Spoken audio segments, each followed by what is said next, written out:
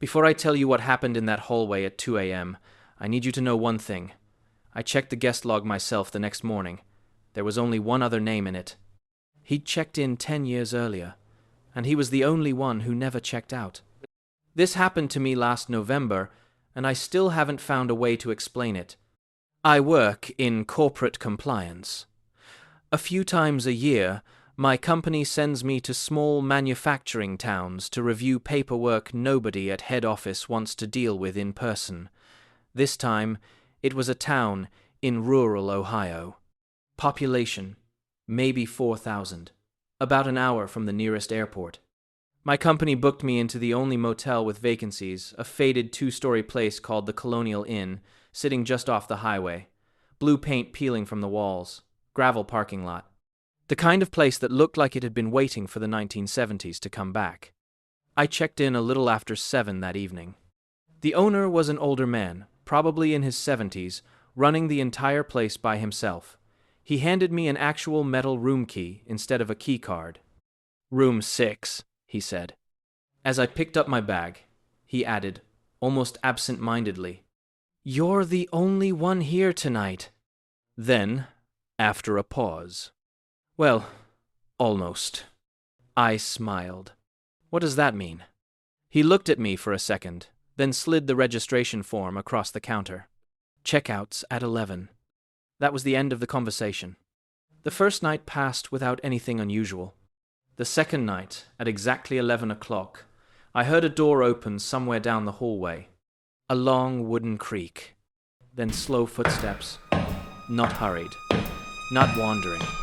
Just someone walking. A few seconds later, silence. I assumed another guest had arrived late and went back to my work. The next morning, while drinking burnt coffee from a styrofoam cup, I mentioned it to the owner. "I guess somebody checked in late." The cloth in his hand stopped moving. "No," he said quietly. I laughed. I definitely heard someone. He stared at the counter for several seconds before answering. "That would have been room 4. So, who's staying there?" He resumed, wiping the same spot. "Nobody." I waited. Finally, he said, "Just don't knock on it." "Why?" "Everybody learns not to." He wouldn't say another word. For the rest of the day, I couldn't stop thinking about room 4. When I returned that evening after finishing my audit, I asked him directly. This time, he sighed. 10 years ago, he said, a traveling salesman named Gary Pruitt checked into room 4. One night? That's all he booked. He disappeared. 3 days later, Gary's car was found abandoned at a rest stop about 40 miles away. His wallet, his phone, his suitcase. Everything else remained inside room 4. He was never seen again. Every year or so, the owner said, someone hears movement in that room. You've checked? I stopped checking years ago. There was something about the way he said it that convinced me he wasn't trying to scare me. He was simply tired. I asked if I could see the room. For nearly a minute, he just looked at me. Finally, he unlocked a drawer beneath the counter and handed me a key. Room 4 looked almost identical to mine. Same furniture. Same faded curtains. Same old television. The only difference was the suitcase resting on the luggage rack beneath a layer of dust thick enough to write your name in. You never emptied it? The police returned it after they closed the investigation. What was inside? Clothes. He paused. A shaving kit. A notebook. What did it say? He hesitated longer this time. Only one thing mattered. I waited. The last page. He looked toward the open doorway before quietly repeating it. If I hear someone outside my door again tonight, I'm going to find out who's there. Neither of us spoke after that. That night, I couldn't sleep. At exactly 2 a.m., room 4's door opened. The same slow creak. Then footsteps. Steady. Measured. Coming directly toward my room. They stopped outside my door. I stared at the strip of light beneath it. No shadow appeared. No movement. Just silence. Almost a full minute passed. Then I heard a voice.